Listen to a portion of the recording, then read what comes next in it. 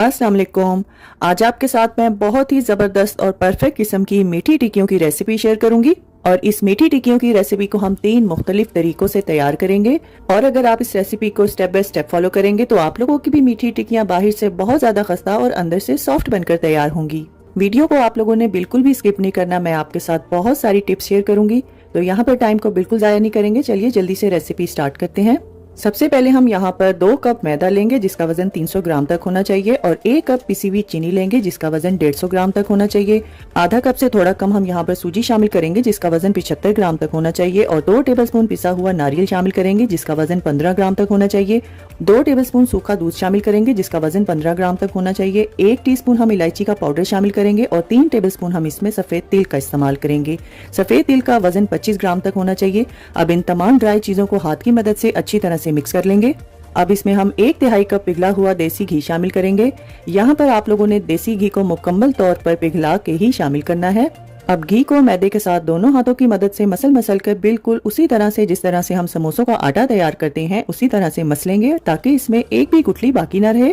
और फिर मैदे को आप लोगों ने मुट्ठी में दबाकर चेक करना है। अगर ये हाथ में शेप ले ले और हाथ लगाने से टूट जाए तो समझ जाइएगा कि आपकी मिक्सिंग बहुत अच्छे से हो चुकी है। अब हम इसमें आधा कप नीम गर्म दूध शामिल करके मैदे को अच्छी तरह से गूंद लेंगे। जब आप मैदे में दूध शामिल करें तो आप लोगों ने दूध और मैदे की हल्की सी एक स्लरी सी तैयार करनी है। जब स्लरी तैयार हो जाए तब आप लोग इसका आटा गूंदेंगे। यहाँ पर एक टिप नोट कर लीजिए कि ये जब स्टेप आप लोग करेंगे तो मीठी टिक्कियों का आटा बहुत ही स्मूथ बनकर तैयार होगा और उसमें एक भी गुठली नहीं बनेगी। मीठी टिक्कियों को तैयार करने के लिए हम लोग यहाँ पर आटा थोड़ा सख्त ही गूंदेंगे। अगर आप लोग इसमें ज्यादा दूध का इस्तेमाल करेंगे तो डो बहुत सॉफ्ट हो जाएगी और आपकी मीठी टिक्कियाँ बिल्कुल भी अच्छे से बनकर नहीं तैयार होंगी। आटे को आप लोगों ने 2 से 3 मिनट के लिए गूंदना है, और हाथों पे बिल्कुल भी आप लोगों को तेल लगाने की जरूरत नहीं है। आटा गूंदते हुए जब आटा बर्तन छोड़ दे तो इसको आप लोगों ने कवर करके आधे घंटे के लिए छोड़ देना है। डो को 30 मिनट का रेस्ट देने के बाद आप लोगों ने किसी भी साफ सरफेस पे तेल या देसी घी लगाना है और डो को 3 इक्वल हिस्सों में डिवाइड करना है। डिवाइड किए हुए 3 हिस्सों में से आप लोगों ने एक हिस्सा डो का लेना है और इसको हाथ की मदद से फ्लैट करना है। अब हम इसमें 1 टेबलस्पून कुटी हुई सौंफ शामिल करेंगे और इसको मिलाकर हम एक बॉल की शेप दे देंगे। यहाँ पर अगर आप लोग चाहें तो साबुत सौंफ का भी इस्तेमाल कर सकते हैं। अब इस तैयार किए हुए बॉल को आप लोगों ने कवर करके रख देना है। अब हम यहाँ पर डो का दूसरा हिस्सा लेंगे और इसको भी हाथ से फ्लैट करेंगे और इसमें 1 टेबलस्पून कुटे हुए बादाम और 1 टेबलस्पून कुटे हुए पिस्ते शामिल करेंगे और इसको हाथ की मदद से अच्छी तरह से मिक्स करेंगे और इसको भी हम एक बॉल की शेप दे देंगे और इसको भी आप लोगों ने कवर करके एक साइड पे रखना है। डो का जो तीसरा हिस्सा है उसको आप लोगों ने एज इट इज ही रखना है। डो को बेलते हुए यहाँ पर आप लोगों ने ड्राई मैदे का इस्तेमाल बिल्कुल नहीं करना, और इसको बेलते हुए आप लोगों ने रोलिंग पिन को भी देसी घी से अच्छी तरह से ग्रीस कर लेना है और हल्के हाथ से आप लोग इसको बेलेंगे। मीठी टिक्कियां बनाने के लिए आप लोगों ने इसको बहुत ज्यादा पतला नहीं बेलना, बल्कि आप लोग इसको मोटा ही रखेंगे। अब किसी भी शार्प किनारे वाले कटर या ढक्कन या ग्लास की मदद से आप लोग अपनी मर्जी के हिसाब से इसका साइज कट करेंगे, और जो साइड पे एक्स्ट्रा डो है उसको उठा के आप लोगों ने दोबारा से बॉल की शेप देनी है और फिर से इसको बेल के आप लोगों ने अपनी मर्जी के हिसाब से इसको कट कर लेना है। अब इसी तरीके को फॉलो करते हुए आप लोगों ने तमाम टिक्कियां तैयार कर लेनी है। जैसे जैसे आप लोग टिक्कियां तैयार करेंगे वैसे वैसे आप लोगों ने इसको कवर करते रहना है। अगर आप लोग इसको कवर नहीं करेंगे तो फ्राई करते हुए इसमें बहुत सारे क्रैक्स आएंगे। अब मैं आपको करीब से दिखाती हूँ कि मीठी टिक्की की जो थिकनेस है वो कितनी होनी चाहिए। आप लोगों ने बिल्कुल इसी तरह से इतनी ही थिक टिक्की तैयार करनी है, ना तो इससे मोटी तैयार करेंगे और ना ही आप लोगों ने इससे ज्यादा पतली तैयार करनी है। मैं जो रेसिपी आज आपके साथ शेयर कर रही हूँ इससे आप लोगों की 18 मीठी टिक्कियाँ आसानी से बनकर तैयार होंगी। अब हम यहाँ पर एक पैन में ऑयल को मीडियम फ्लेम पर प्री हीट करेंगे और इसमें एक एक करके टिक्कियां डालेंगे। जैसे ही आप लोग इसमें टिक्कियां डाल दें तब आप लोगों ने फ्लेम को मीडियम टू लो कर देना है। मीठी टिक्कियां फ्राई करते हुए आप लोगों ने पैन को ओवर क्राउड बिल्कुल नहीं करना। 3 से 4 मिनट के बाद जब आप लोग देखेंगे एक साइड पे अच्छा ब्राउन कलर आ गया है तो आप लोग इसकी साइड को चेंज करेंगे। फ्राई करते हुए और पलटते हुए टिक्कियां थोड़ी सॉफ्ट ही होंगी। यहाँ पर आप लोगों ने बिल्कुल भी परेशान नहीं होना, बहुत ही एहतियात के साथ आप लोग इसको पलटेंगे और जब दोनों साइड पे आपकी मर्जी के हिसाब से कलर आ जाए तो आप लोग इसको निकाल लेंगे। इन टिक्कियों को आप लोगों ने कूलिंग रैक पे रखना है। जैसे जैसे इसको हवा लगेगी ये बहुत ही क्रिस्पी हो जाएंगी। इन टिक्कियों को तैयार करके आप लोग किसी भी एयर टाइट बॉक्स में रख कर 1 महीने तक स्टोर भी कर सकते हैं। अब मैं आपको यहाँ पर एक टिक्की तोड़ के दिखाती हूँ कि ये किस कदर खस्ता, क्रंची और क्रिस्पी बनकर तैयार हुई है।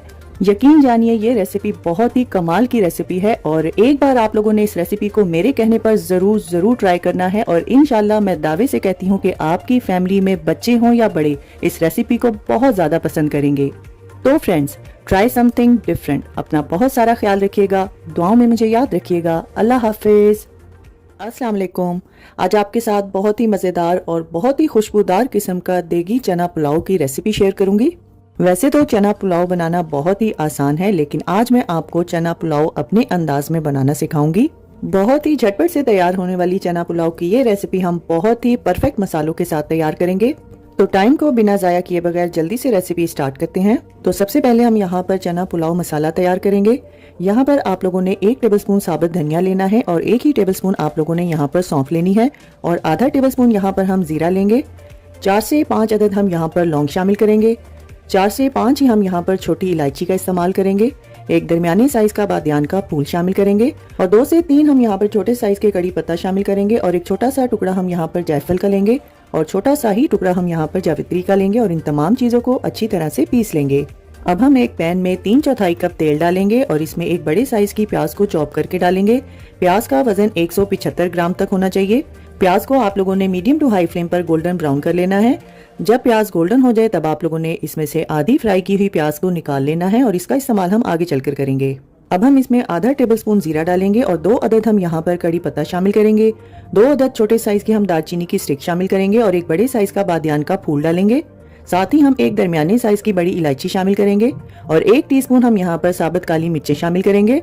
अब इन खड़े मसालों को आप लोगों ने कुछ सेकंड के लिए फ्राई कर लेना है। साथ ही हम इसमें 1.5 टेबलस्पून लहसुन अदरक का पेस्ट शामिल करेंगे और इसको भी हम कुछ सेकंड के लिए फ्राई करेंगे ताकि इसके कच्चेपन की स्मेल खत्म हो जाए। लहसुन को अच्छे से फ्राई करने के बाद अब हम यहाँ पर एक मीडियम साइज का टमाटर शामिल करेंगे जिसका वजन 150 ग्राम तक होना चाहिए। टमाटर को भी थोड़ी देर के लिए हम पकाएंगे और साथ ही हम यहाँ पर 1 और 1/4 टेबलस्पून नमक का शामिल करेंगे। नमक आप अपने जायके के हिसाब से भी डाल सकते हैं। 1 टेबलस्पून हम इसमें कुटी हुई लाल मिर्चें शामिल करेंगे और 1 टीस्पून हम इसमें पिसी हुई काली मिर्चें शामिल करेंगे। अब हम यहाँ पर 2 टेबलस्पून पुलाव मसाला शामिल करेंगे जो हम लोगों ने शुरू में तैयार किया था और इन मसालों को आप लोगों ने टमाटर के साथ कुछ देर के लिए भूनना है। इसके बाद हम इसमें आधा कप दही शामिल करेंगे और इसको अच्छी तरह से भून लेंगे। दही को आप लोगों ने मीडियम टू हाई फ्लेम पर अच्छी तरह से भून लेना है ताकि इसका पानी अच्छे से ड्राई हो जाए।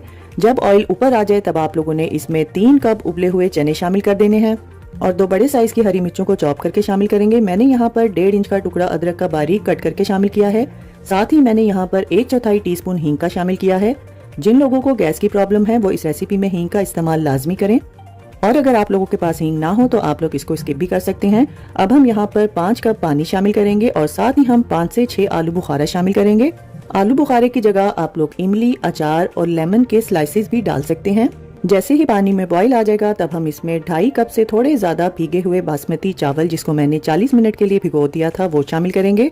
अगर वजन में देखा जाए तो मैंने यहाँ पर तकरीबन 500 ग्राम चावल का इस्तेमाल किया है। अब हम बहुत ही हल्के हाथ से चावलों को अच्छी तरह से हिलाएंगे और यहाँ पर हम लोग फ्लेम को हाई कर देंगे और पानी के रिड्यूस होने का वेट करेंगे। जब इसमें 1/4 हिस्सा पानी का रह जाए तो आप लोगों ने बहुत ही हल्के हाथ से चावलों को साइड से हिलाना है। चनों को जब आप लोग बॉईल करने लगेंगे तो अगर आप लोग चाहें तो आप लोग उसमें नमक शामिल करके भी उसको बॉईल कर सकते हैं। अब हम इस पर फ्राई की हुई प्याज डालेंगे और साथ ही हम जो पुलाव मसाला बच गया था वो भी डालेंगे और आधा कप बारीक कटा हुआ हरा धनिया डालकर इसको कवर करके हम लोग लो फ्लेम पर 15 से 20 मिनट तक दम पर पकाएंगे। चावलों को दम लगाते हुए आप लोगों ने पैन के नीचे कोई भी पुराना पैन या तवा लाजमी रखना है। तो लीजिए तैयार है हमारा बहुत ही मजेदार और खुशबूदार देगी चना पुलाव। वीडियो में आप लोग देख सकते हैं कि परफेक्ट मेजरमेंट्स के साथ हमारा देगी चना पुलाव किस कदर परफेक्ट और खिला खिला बनकर तैयार हुआ है। अब आप लोग भी इस परफेक्ट देगी चना पुलाव को बनाकर मुहर्रम की न्याज हो या रजब की न्याज हो बनाकर तकसीम कर सकते हैं और गर्मियों में चना पुलाव सलाद, पुदीने की चटनी या पुदीने के रायते के साथ बहुत ही मजेदार लगता है। अब आप लोगों ने भी इस रेसिपी को एक बार मेरे कहने पे जरूर ट्राई करना है और अपना फीडबैक मेरे साथ शेयर करना ना भूलिएगा। रेसिपी पसंद आए तो वीडियो को लाइक और कमेंट करना ना भूलिएगा। तो फ्रेंड्स, ट्राई समथिंग डिफरेंट। अपना बहुत सारा ख्याल रखिएगा, दुआओं में मुझे याद रखिएगा। अल्लाह हाफिज। अस्सलाम वालेकुम। आज आपके साथ बहुत ही मज़ेदार और बहुत ही आसान सी बीफ दलीम की रेसिपी शेयर करूंगी जिसको हम बहुत ही सादा मसालों के साथ तैयार करेंगे। बीफ रेशेदार दलीम को मैंने परफेक्ट मेजरमेंट्स के साथ तैयार किया है और मैंने पूरी कोशिश की है कि मैं बिल्कुल इसको कमर्शियल अंदाज में तैयार करूं और मुझे पूरा एतमाद है कि आप लोगों को इसका जायका भी बहुत ज़्यादा पसंद आएगा। तो यहाँ पर हम टाइम को बिल्कुल भी ज़ाया नहीं करेंगे। चलिए जल्दी से रेसिपी स्टार्ट करते हैं। दलीम बनाने के लिए सबसे पहले हम 1 कप साबुत गंदम लेंगे जिसका वजन 200 ग्राम तक होना चाहिए। आधा कप हम साबुत जौ लेंगे जिसका वजन 100 ग्राम तक होना चाहिए। 1/4 कप हम यहाँ पर चने की दाल लेंगे जिसका वजन 50 ग्राम तक होना चाहिए। 1/4 कप हम यहाँ पर धुली हुई मूंग की दाल लेंगे जिसका वजन 50 ग्राम तक होना चाहिए। 1/4 कप हम यहाँ पर मसूर की दाल लेंगे और 1/4 कप हम यहाँ पर माश की दाल का इस्तेमाल करेंगे और 1/4 कप आप लोगों ने यहाँ पर चावल का इस्तेमाल करना है। बस ख्याल रखिएगा कि चावल और दालें जितनी भी हैं ये 50-50 ग्राम तक होनी चाहिए। अब इन तमाम चीज़ों को पानी से 3-4 बार आप लोगों ने अच्छी तरह से धोना है और 6 से 8 घंटे या पूरी रात के लिए इसको भिगो देंगे। अब एक पैन में हम आधा कप तेल डालेंगे और इसमें 2 मीडियम साइज के चॉप करके प्याज शामिल करेंगे जिनका वजन 300 ग्राम तक होना चाहिए। प्याज को आप लोगों ने मीडियम आंच पर उतनी देर तक फ्राई करना है जब तक ये अच्छी तरह से गोल्डन ब्राउन ना हो जाए और हल्की सी क्रिस्पी ना हो जाए। जैसे ही प्याज ब्राउन हो जाए आप लोगों ने इसमें से आधी प्याज निकाल लेनी है। इसको हम आगे चलकर सर्विंग में इस्तेमाल करेंगे। अब बचे हुए प्याज में हम लोग 1 kg बीफ शामिल करेंगे। मैंने यहाँ पर हड्डी वाले गोश्त का इस्तेमाल किया है। अगर आप लोग चाहें तो यहाँ पर आप लोग बोनलेस गोश्त का भी इस्तेमाल कर सकते हैं। गोश्त को आप लोगों ने मीडियम आंच पर उतनी देर तक पकाना है जब तक इसका पानी अच्छी तरह से ड्राई ना हो जाए। अब हम इसमें एक बड़े साइज की दालचीनी की स्टिक शामिल करेंगे। 2 अदद हम इसमें कड़ी पत्ता शामिल करेंगे। 1.5 टेबलस्पून हम यहाँ पर नमक शामिल करेंगे। नमक आप अपने जायके के हिसाब से भी डाल सकते हैं। 2 टेबलस्पून हम इसमें धनिया पाउडर शामिल करेंगे। 1 टेबलस्पून हम इसमें जीरा पाउडर शामिल करेंगे। 1.5 टेबलस्पून हम यहाँ पर गरम मसाला शामिल करेंगे। 2 टेबलस्पून हम यहाँ पर लाल मिर्चों का पाउडर शामिल करेंगे और 3/4 टेबलस्पून हम यहाँ पर हल्दी का इस्तेमाल करेंगे। मैंने यहाँ पर नमक और मिर्च जो है वो दालों के और गोश्त के हिसाब से एक बार ही डाल दिया है। आगे चलकर मुझे मजीद मसाले इस्तेमाल करने की ज़रूरत नहीं पड़ेगी। मसालों को गोश्त के साथ अच्छी तरह से मिक्स करने के बाद अब आप लोगों ने इसमें 1/4 कप पानी डाल के इसको 1-2 मिनट के लिए मीडियम आंच पर अच्छी तरह से पकाना है। लहसुन और अदरक को मैं मसालों के साथ शुरू में डालना भूल गई थी, तो अब हम यहाँ पर 12 से 15 साबुत लहसुन के जवे शामिल करेंगे और 2 इंच का टुकड़ा हम अदरक का बारीक काट के शामिल करेंगे। जब आप लोगों ने दलीम तैयार करनी हो तो आप लोगों ने लहसुन और अदरक को मसालों के साथ ही शामिल कर देना है और वक्फे से आप लोग थोड़ा थोड़ा पानी शामिल करके इसको अच्छी तरह से भून लेंगे। मैंने गोश्त की भुनाई करते हुए तकरीबन 1 कप पानी का इस्तेमाल किया है, लेकिन मैंने वक्फे से थोड़ा थोड़ा करके इस्तेमाल किया है। इस स्टेज पर गोश्त की भुनाई करना बहुत जरूरी है क्योंकि जब गोश्त गल जाएगा तो आप लोग इसको अच्छे से भून नहीं सकेंगे। तो जैसे ही ऑयल ऊपर आ जाए तब आप लोगों ने इस गोश्त को एक कुकर में ट्रांसफर कर देना है। मैं ये रेसिपी इलेक्ट्रिक कुकर में तैयार कर रही हूँ। अगर आप लोगों के पास इलेक्ट्रिक कुकर नहीं है तो आप लोग मैनुअल कुकर में अपने कुकर के हिसाब से इसमें पानी शामिल करेंगे। अब हम इसमें 8 कप पानी शामिल करेंगे और इसको अच्छी तरह से मिक्स करके कवर करके इसको प्रेशर कुक मोड पर रखकर 45 मिनट का टाइमर लगा देंगे। अगर आप लोग मैनुअल कुकर में बना रहे हैं तो आप लोग विसल स्टार्ट होने के बाद इसको तकरीबन 2.5 से 3 घंटे के लिए मीडियम आंच पर पकने देंगे। यहाँ पर गोश्त को पकते हुए 45 मिनट का टाइम मुकम्मल हो चुका है। अब मैं आपको दिखाती हूँ कि गोश्त जो है वो कितना गला होना चाहिए। वीडियो में आप लोग देख सकते हैं कि गोश्त हमारा बिल्कुल रुई की तरह गल चुका है। आप लोगों ने भी इतना ही इसको गलाना है। गोश्त को कुकर में गलाने की टाइमिंग उसकी क्वालिटी पे डिपेंड करती है। अब इस गले हुए गोश्त को आप लोगों ने पानी में से निकाल के एक साइड पे रख देना है। मैंने दालों को रात भर भीगने के लिए छोड़ दिया था। अब आप लोगों ने यहाँ पर एक गंदम के दाने को हाथ में दबा के चेक करना है। अगर दाना हाथ में अच्छे से मैश हो जाए तो आपकी गंदम और दालें पकने के लिए रेडी हैं। अब इन भीगी हुई दालों को हम लोग उसी सेम कुकर में जिसमें हमने गोश्त को गलाया था और उसी सेम पानी में हम शामिल करेंगे। यहाँ पर अगर आपको लगे कि इसमें पानी कम है तो यहाँ पर आप 2 से 3 कप पानी का इस्तेमाल कर सकते हैं। अब हम इसमें 1/4 टीस्पून हींग का इस्तेमाल करेंगे। जिन लोगों को गैस की प्रॉब्लम होती है वो इस रेसिपी में हींग का इस्तेमाल लाजमी करें और अगर आपके पास हींग नहीं है तो आप लोग इसको स्किप कर सकते हैं। अब हम कुकर को प्रेशर कुक मोड पर 35 मिनट के लिए सेट कर देंगे। दालों के गलने तक अब हम यहाँ पर गोश्त में से दालचीनी, तेजपत्ता और हड्डियों को रिमूव करेंगे और इस पके हुए गोश्त को आप लोगों ने हाथ की मदद से अच्छी तरह से मैश करना है। अगर आप लोग चाहें तो आप लोग इसको किसी भी चम्मच की मदद से भी मैश कर सकते हैं, लेकिन अगर आप लोग हाथ से करेंगे तो बहुत अच्छा रिजल्ट आएगा। ख्याल रखिएगा कि गले हुए गोश्त को आप लोगों ने किसी भी मशीन के जरिए मैश नहीं करना।